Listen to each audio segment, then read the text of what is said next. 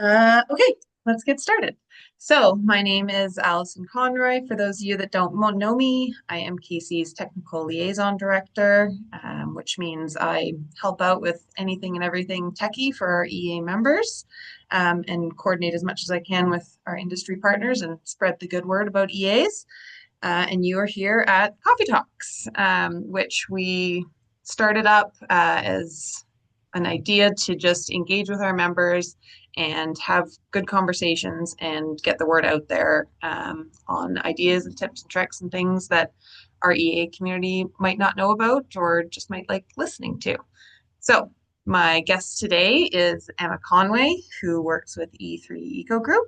I will let Emma introduce herself a little bit more. But Emma and I have known each other 10, 10 13 years. years now. Yeah, a long time. I was just leaving E3 and you were just starting, which was awesome. And it's been cool to see what you've done with them since. So I'll let you introduce yourself. And our discussion today is going to focus around air tightness, things you see in the field, tips and tricks, and we'll just kind of let the conversation roll. And I'm sure the time will fly by. So, yeah, Emma, if you want to take a second and introduce yourself, that'd be awesome. Hello. Thanks for having me, Allison. Definitely a full circle moment that we're here talking about blower door testing because my very first blower door test would have actually been with you. So full circle That's moment. So awesome. my name, as I mentioned, is Emma Conway. I've been an energy advisor with E3 Eco Group since 2015, and I've been very fortunate that over the years I've done hundreds, if not thousands, of blower door tests, ranging all the way from laneway homes, tiny homes, townhomes, attached homes, and getting out of the energy advisor scope within my company. I also have training to do large building testing. So I've even tested up to, I think my biggest building is a 46-story tower Oh, wow. that we've tested depressurized, pressurized with 26 fans, I was all in just going one to ask, go. how many fans did that take? Yes, exactly. So that is a different set of skills outside of the realm of the energy advisor. But like I said, I'm very fortunate to have such a vast, I guess, diff, uh, lots of different types of experience to share with you Yeah, guys related yeah, to yeah. testing. That's awesome. 26 fans, 23 We're fans. up to 26 fans for the biggest towers now. That's like every fan in the province. I feel like you. Every fan from our office, yes. Yeah, that's a Yeah. large arsenal of fans. Definitely the fan collection has grown for E3 since I left. Cool. Okay, so when we take it back to part nine buildings, though, if we maybe want to get into discussion on single family residential homes. Um, I remember when I was at E3, one of the things that I loved that Einar and Troy at the time were starting to do was air barrier education. And I think you've really progressed and taken this on and have a lot of experience with this now.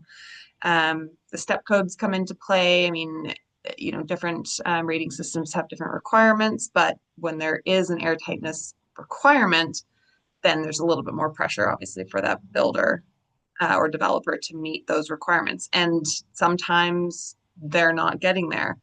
So how have you kind of seen air tightness progress in the Lower Mainland in terms of getting better, hopefully? And what do you think has led to that happening?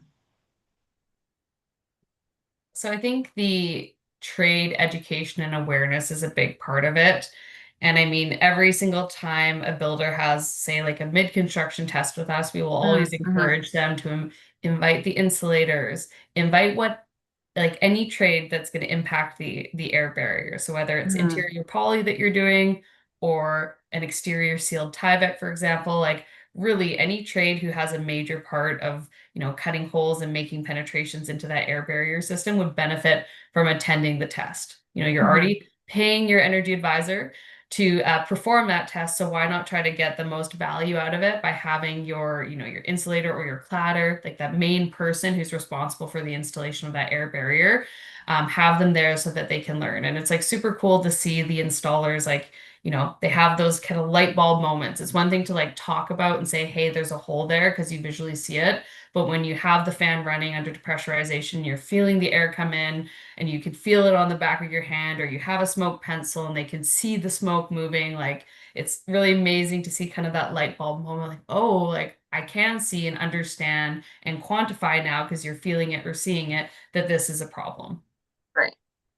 And have you found that over the years you show up on site and there's a lot more trades that are familiar with air tightness testing? Like it still surprises me, even though we have provincial air tightness, testing requirements now, that every now and then I'll still show up on site and the trade will be like, "Oh, what's that?" Like look at the equipment and they'll be like, "Oh, what's that? What are you doing?" I'm like, "Wow, that's impressive that you haven't seen this yet, or have a bit of a part of a project that has had testing done." But have you seen a lot more now where you show up and everyone's like, "Oh, yeah, yeah, yeah, you're doing the test, right?" Like, I think it depends on where you're building. So if you're working with builders or trades who have like primarily work in the city of Vancouver, there's been air tightness testing since what, 2014, like a really long around then. time. Not only are we seeing the numbers get better, but there's just a lot more awareness. But if you're working somewhere that was maybe like a late adopter of the step code, like kind of some of the areas out in the Fraser Valley, Delta, a few areas that kind of only went with step three when it was province wide. Yes, I still am seeing like this is our first test, or what is that, or Hmm. people still maybe getting air barrier and vapor barrier mixed up. So it's like a total vast array of just differences in background and experience in it still. And but you said like most of the trades are pretty positive in their response these days of learning and being interested to learn more and know how they can, I guess, You help know what? There will contribute. always be those non-believers. You will come across them and you learn how to deal with those. But Air in tightness my deniers. yeah, doesn't the house have to breathe? That kind of stuff. I love Why that does it one. have to be airtight if you can open up a window? Like all those, all of Hmm. those are the Hmm. ones that I most often hear. However, this is what I've really learned, especially with the younger trades, is they are hungry to learn. They are Hmm. eager to learn. And if you're willing to take the time to explain something or show it to them, like I find that they are very grateful. Hmm. And uh, also, maybe a shift that I've seen over the years is like, say, if you are going to a poly job and the insulators are the ones that are responsible for the air barrier installation primarily. I used to come on site and it was like I was an auditor. I was here to find fault with their work. And maybe it's just the relationships that I've built or the way that I've approached it. But ultimately, I just come in like, I'm excited to be here. I'm excited to meet you. What are your names? Like, okay, this is the goal. Like, I make it very clear that we're on the same team. We're working towards the same goal. I want them to pass. I'm not coming Hmm. in like trying to make them fail. I'm trying to Hmm. make them pass. And, Hmm. I get them involved. All right, this is what we're looking for. Like, let me know if you find anything. And then at the end, I'll always thank them and like, assuming we're able to get the pass the day of, they're able to fix stuff up as we go. In the end, I think we usually leave on very good terms. So that is something that I've seen is, maybe at the beginning I was seen as an auditor or an inspector, like trying to make them fail. And now, they want to learn, they want to help. We're all on the same team and, relationships are good these days. Yeah, and I think that's a really important point that you make, like just to build that trust in that relationship and go in, certain in what you're doing, but being with a positive attitude and approach it with, no, let's learn together. Let me help you out. I'm not the like, because you see that, yeah, sometimes you show up on site and you can just see the like the tension and the fear, right? And it's just, yeah, they think, I mean, it can come down to, yes, you're not passing, but, right? Okay, here's what we can do to alleviate this or to amend this, and let me help you versus, okay, now, I'm the boogeyman and nobody's happy to see you on site. So yeah, I think approaching a project or a building with a site And with that attitude is huge. and also being open and willing to learn from them. Like, Yeah, good point. like they have installed, hundreds of electrical outlets or they've taped Hmm. hundreds of seams. Like I always ask questions. I want to learn from them. Like they're the ones on site installing the details. Like how could you, execute this detail better? Or how could we Right. maybe sequence this better? Like if you involve them and ask them questions, it qualifies their knowledge and lets them know that like, hey, I do have, value to bring and I'm part of the team. And then it becomes much more collaborative, I find. Hmm. And what are so for those problem areas, if and where they exist, even on the tighter homes, like where are you still seeing areas of where the air barrier, sealing up the air barrier properly, is challenging or having challenges? This is almost a hard question to answer because it depends on so many things. Is it an interior air barrier? Is it an exterior air barrier?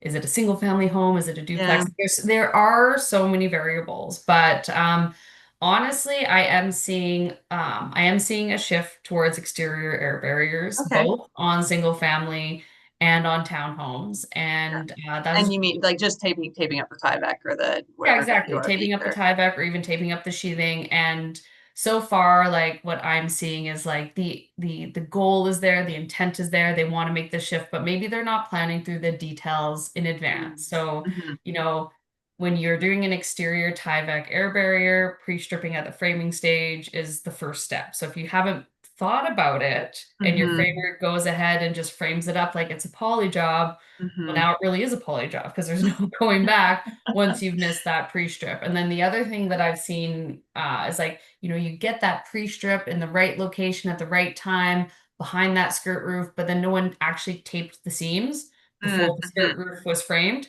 Mm-hmm. And then it's like, well, now you're, halfway there, but not Mm-hmm. all the way there.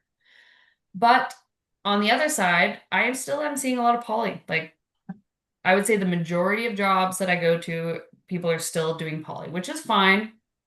We are improving, like, but I think there are a few details that are probably worth bringing up in here. So, Sure.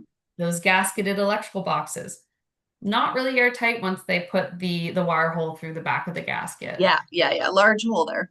Yeah, and Large. I've actually literally seen like someone use a sawzall to like Oh cut the boy, oh, so then hole. it was a large hole. Exactly. So, honestly, like I'm just trying to raise awareness about like as soon as you introduce a conduit or a wire into one of those boxes, it's no longer airtight. So Mhm. maybe try like an NP1 around, each individual wire hole around a conduit. Really try to actually make that airtight. The other thing is wood joints. Wood Mm, joints are not airtight. So like, your bottom plate that's sitting on the subfloor, mm. not airtight, right? There should be an additional bead of caulking there.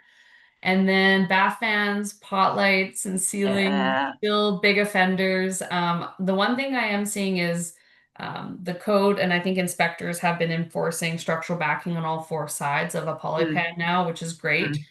mm. If you Do you don't have see a any of those like the low profile like LED yeah, lights? I am, but usually they're still putting like a big poly Oh pan wow. behind it because of vapor barrier. Right. Like, not a lot of people are dropping it below the plane of the air barrier. They're still, even though they're low profile, they're still recessing them. Having them into, yeah, okay. Um, I think we're a little bit maybe we're still probably a bit far away from like, doing continuous sheet of poly and dropping all of your penetrations below. If you want to get to that 1 ACH with poly, that might be the final step, really, truly.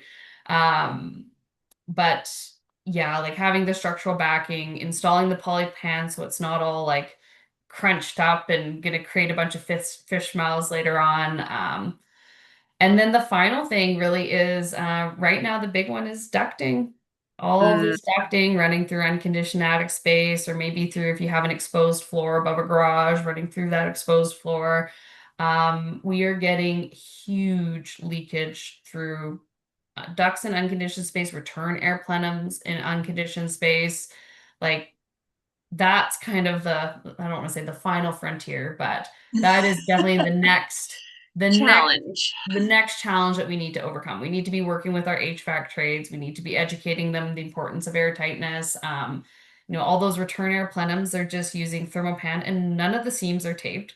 Thermopan to the edge of a TGI, not airtight, Hmm. right?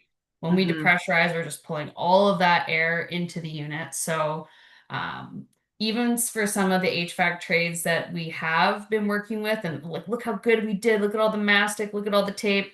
We Yeah. put some fog into that duct system, and it's just like coming out like a sieve, and they're just standing there going like, we thought we did a really good job. That's what I So remember. And yeah, I remember saying to a builder, many builders, that like just because visually it looks airtight does not mean. I mean, you like really you have to test before you. Yeah, it can look great, but until you test, you don't know. like my preference would be, trying to keep that ductwork within interior space as much as possible. Yeah, Like yeah. that's really the key. And if it does go through into exterior space, like we just have to be doing a more diligent job of the duct sealing. And I know it's very hard to inspect because they're putting the duct insulation wrap on right away. So Mm-hmm. that's a really key bit of trade education and awareness that we need to improve upon.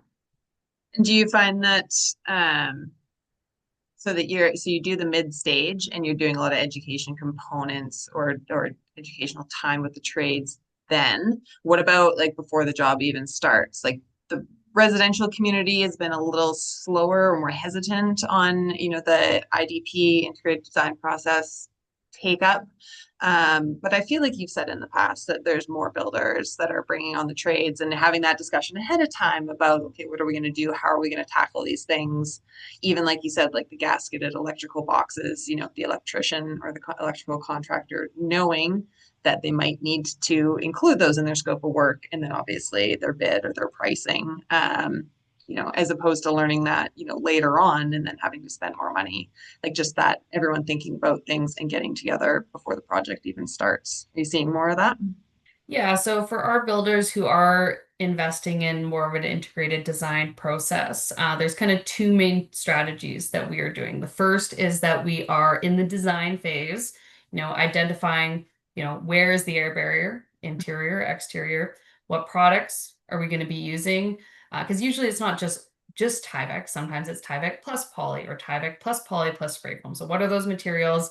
And then we've been making sure that the architectural drawings have details of key transitions and key areas. And that within those details, we're identifying, caulking here, gasket here, penetration here, sealant must be continuous around. So investing upfront in that detail package so that when your trades are coming on board and they're tendering and pricing, they're pricing out something accurate. So something as simple as,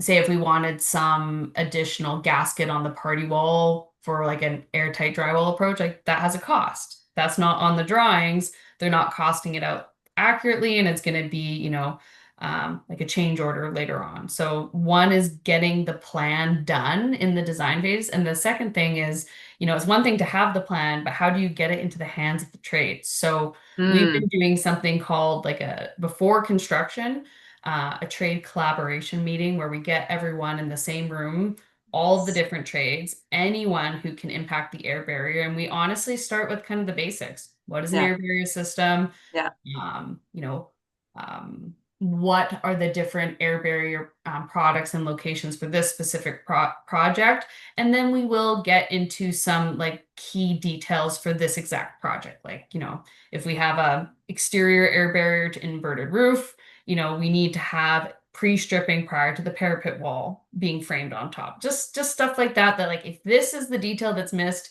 it's going to be a problem. It's going to be big. And then if it's if we have some photos of like, hey, here's a bad example side by side with a good example, like I find that photos are a great tool for communicating because you can pretty easily see like, yeah, that's a good electrical box with, with caulking around the wire. And then the next one over, someone, like I said, has used the Sawzall, like this is not what we want to do. For sure. And how have you seen a positive benefit to the different airtightness metrics being introduced or available to builders, like NLA for normalized leakage area is it for townhomes or is it just for small laneway homes? I think it was just for homes under a certain footprint. Am I correct in that? So I think what you're thinking of, so City of Vancouver was the first one to come out with NLA, and they Hmm. did put a cap on how large the home could be. Okay, that's right. I forget the number, it's something like 1,100 square feet, maybe something like Sounds that. about right. Yeah.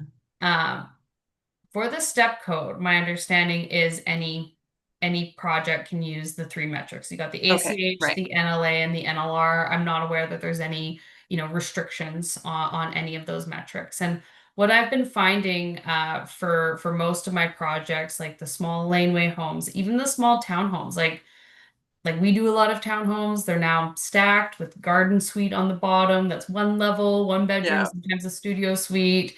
Those units are going to have a much easier time using the normalized leakage area metric versus an ACH. I remember, I'm not going to remember the number exactly, but I remember I had a very small laneway house in the city of Vancouver. They passed at final with the NLA, and I think comparatively, like the ACH was something like 5 ACH Yeah, at the yeah, time. they Like can it be, made it can be such a big difference. astounding. Yeah. And then you realize I think EAs for so long, we just had those ACH numbers stuck in our head. And you're just like, oh, wow, this is so leaky. Like, 5 air changes, like, what went wrong. But then when you actually look at different metrics and understand the reasoning behind them, the rationale, and how it relates to, yeah, surface area versus volume. You're like, oh, okay, no, you guys actually did pretty good. Like this makes sense. So it's nice that that's, as you said, in the step code, and important for EAs to know that they can reference those depending on the project size, and it can be beneficial to use those in some cases versus the others. So a Uh, more recent example, which was very helpful for me in one of my projects, was we did a step 5 net zero ready townhome project in Langley. And because we were targeting step 5, the goal was one ACH per unit. The wow. thing, so this was very difficult to do. Yeah. The equivalent leakage area per unit was 17 square inches in order to hit that one ACH. So in the end, when we did the final testing, we didn't quite hit the one ACH, but we were able to comply with the normalized leakage area. Oh, So the nice. by comparison, like we Yeah. just made the normalized leakage area for step 5, the ACH was 1.4. Wow. So So like that still was really good. Yeah. really good, but Yeah. it was a big difference for us being allowed to use that normalized leakage area metric and being compliant with step 5. Yeah. Oh, that's awesome.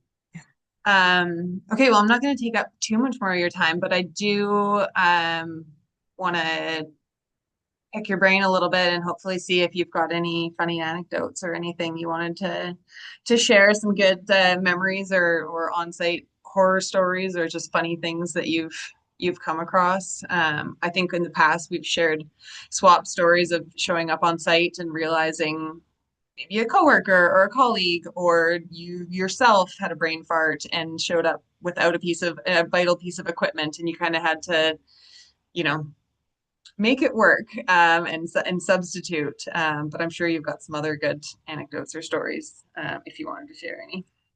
I mean, when you show up to site enough times without a gauge or not a gauge that's not working, or you show up at a house with a secondary suite with no connecting door, going, Mm, "Oh, I really wish I had a long tube here." yeah. With me, you kind of start to plan ahead. So if I'm going far distances, like taking a ferry or driving for multiple hours to get to a site, like I mean, I'm fortunate we have a lot of fans, so I'll bring a backup gauge because I'm not willing to show up and have gauge issues.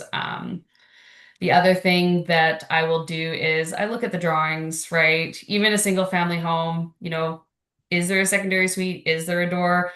Uh, I hate not having a long tube. I'll even sometimes, if I know it's a MERB with a suite in the basement, I've actually shown up where they had the door shown on the drawings and then decided for whatever reason not to oh, install it. So handy.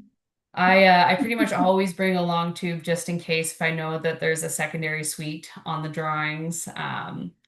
But maybe more of a funny story is I think our biggest fear as energy advisors is to pull down poly or to damage Yeah. poly. Yeah. Yeah. At mid construction, and this is probably maybe 9 years ago now. I'm a new energy advisor, and I was doing a mid construction test on a house and then a laneway. So when I did the walk around in the house, I think I was like minus 25 pascals. And like that was fine for the main house. And I Hmm. did my air leakage inventory. I think they passed. And then I went to the laneway house. And I wasn't really thinking, smaller volume, smaller surface area. The minus 25 worked for the main house. Yeah. But as soon as I started the fan at minus 25 for this little laneway house, I completely pulled this Pop, pop, poly pop, off pop. the You're like, thing. oh, those are staples. Oh, Oh, beyond that, the poly was down oh in one of the no. bedroom. It was like hanging on the floor. It was like the worst thing I've ever done. And I had to go find the builder and tell them what I had done. And they were very nice about it. They had some staples and they stapled it. It was only in the corner of one room. So they fixed it up for me and I apologize profusely. But it does make you realize like you need to think critically, right? Just because one approach worked for one situation I was in a new situation. I should have reevaluated. And then the other thing that Einer has taught me is, maybe don't start at minus 25, Yes. start Yeah, at yeah, 10 pascals and then slowly work your way up. So yeah. now I will always start at 10 pascals. I'll take my equivalent leakage area reading just to see where I'm at, gauge is this going to be an easy site visit or a hard site visit? Yes, And yes. then I will go up by 5 Pascal intervals until I'm like, I think this is about as much as the poly can handle. So Right. I mean, lesson even, learned. and I've done it too, where, like you said, like if you just automatically, to say a fully finished home or an existing home, throw the fan up to, negative 50 pascals right away. Oops, I didn't put my door frame like secured in the door enough. And all of a sudden, like, boom, like, and Yeah.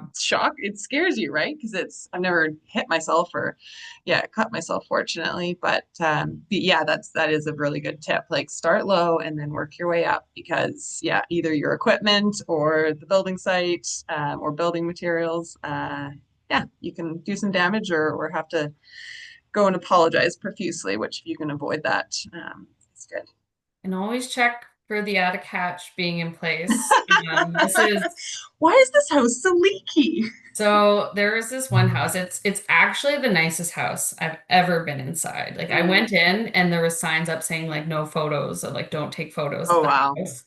And I did my walkthrough. I was accompanied by the builder, and they wouldn't permit me to enter the master bedroom. That was off limits. I'm like, okay, please go in and check all the windows. Mhm. I didn't ask for him to check the attic hatch. I didn't think. And then I start the test. I'm like, something's wrong, something's open. And we went, actually this time he went and allowed me to go into the master bedroom and I had pulled in all this brown cellulose blown in insulation all over their white silk carpets. I was Oh mortified. no. But, upon, I was not permitted to inspect. I think if I had Yes. gone in Yeah. there, I would have seen You it would have. right away. But, Yeah. should have asked, where's the attic hatch? Let's double check that as well. So always check the attic hatch, that's for sure. Yes. Yeah. Awesome. Okay. Well, I think we'll leave it there. Those are great stories and tips and tricks that you shared and anecdotes. So hopefully our audience will take some good points away from that. And if well, I know you're in the member directory, so if anyone has follow-up questions or yeah, wants to ask you more, I'm sure they'll be happy to reach out or you can respond to them. And yeah, thanks for joining me today. It's always a pleasure, and I appreciate all the information and experience and yeah, wisdom you bring to the job and in the EA world. So thanks, Emma. Well, thanks for having me. Okay, me.